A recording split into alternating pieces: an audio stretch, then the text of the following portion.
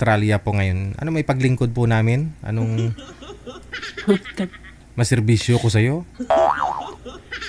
Meron, ano, ano lang po, yung meron lang po bang makausap dyan? Okay. Kahit kayo po kausapin na lang. Wala po ba talaga kayong makakausap dyan, ma'am, sa Australia? Sa ngayon po, wala. Bukas pagpasok ko meron na. Pagpasok mo sa trabaho. Mm, Siyempre, oras po dyan, alas 10 ng gabi. Opo. Hindi po, 8. 8, pareho lang po ngayon dito sa Pilipinas. Mm. Okay. Ano status niyo po ngayon?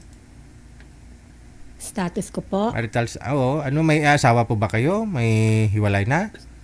wala po. Wala talaga kayong asawa? Wala po. As in, May anak ako pero wala akong Oh. asawa. Wala na po kami. pero sana ho yung tatay po ng anak mo? Ay, andito rin po pero wala na po kami. Sorry po. Bali ho, dyan din sa Australiano po, asawa mo. Hindi po. Pinoy din. Mm-mm. Pero nagsama po kayo. Opo, metok po kami. Kaso ay... Mainit, teka lang. Mainit, tanggalin mo yung jacket.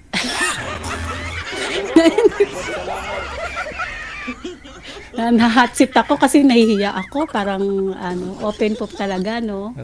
Wala Mahaba naman. po kasing story. Mahaba po kasing istorya yun. Pero okay na po ako. May peaceful mind na po kaysa yung dati. Okay na po ako. Dyan po kayo nagkakilala nitong... Ay, hindi po. Ah. Pa lang kami, mag-asawa na kami dyan sa Pinas nung pumunta kami dito.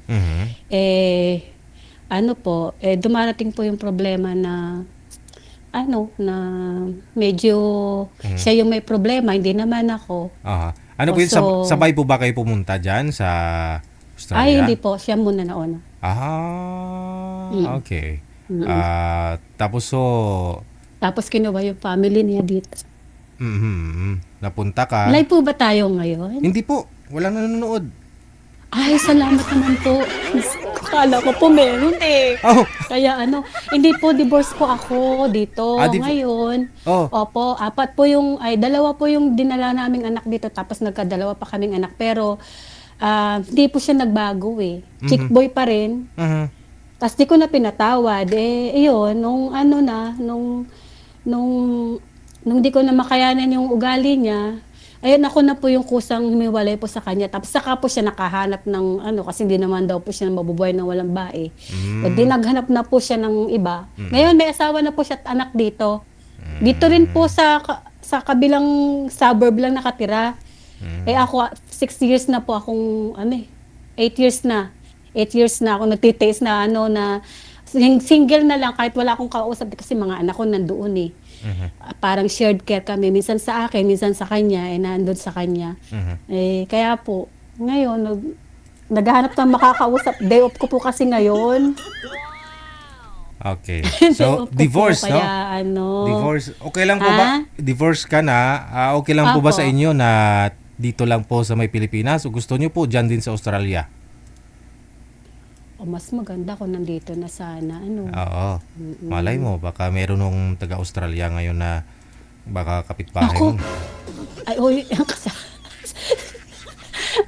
nanonood din po kasi hindi naman ako lumalabas dito ng bahay. Pag lang, may bibilihin lang. Hindi ako yung social din sa mga party-party diyan kasi andito lang kasi din yung ayoko yung yung magulo.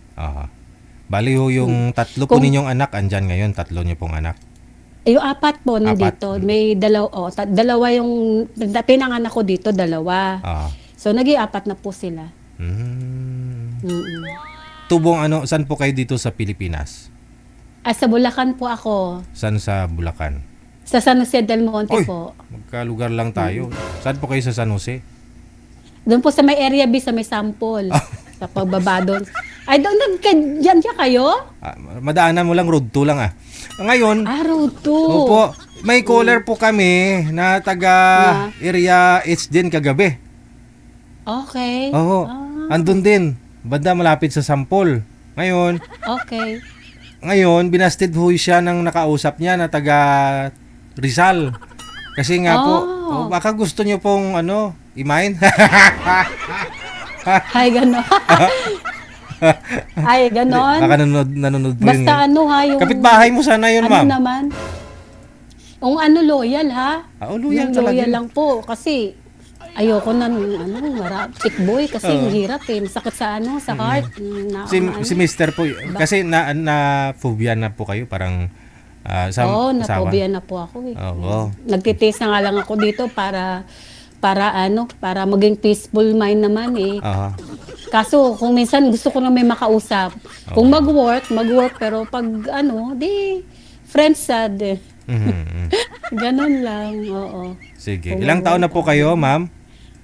52 na po ako. Ano pong pangalan ninyo? Yung pangalan ko, Jenny Grace. Jenny. Grace lang yung... Grace. Jenny. Si Madam Gracia, no? Si Gracia.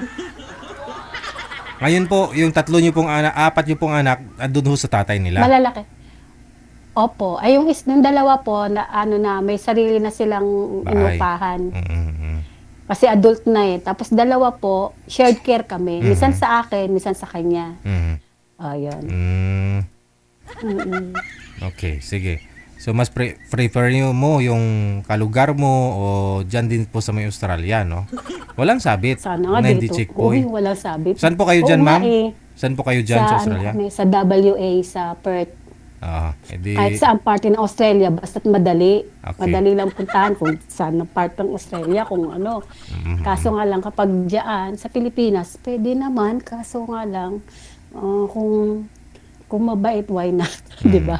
bibihira lang po kayo umuwi dito? Kailan po kayo umuwi? Ano po, nung last year, Last year pa. gusto ko po every year umuwi kasi yung nanay ko nandyan. Sa Sampol. Okay. Aha. Sige. No? Standby lang po kayo sa linya, ma'am, ha? Diyan lang po muna kayo, ha? Hanap pa ho ako, ha? Salamat po. Naghahanap ng makakausap o makakasama. Ayun po, baka meron po dyan mga taga Bulacan din. No? Malapit po kay Madam. No? Once a year, makabakasyon si ma'am, pwede na. No? Divorce naman na ho siya dun sa Australia. Pwede ka na po madala, no? Sino man po kayong maswerte.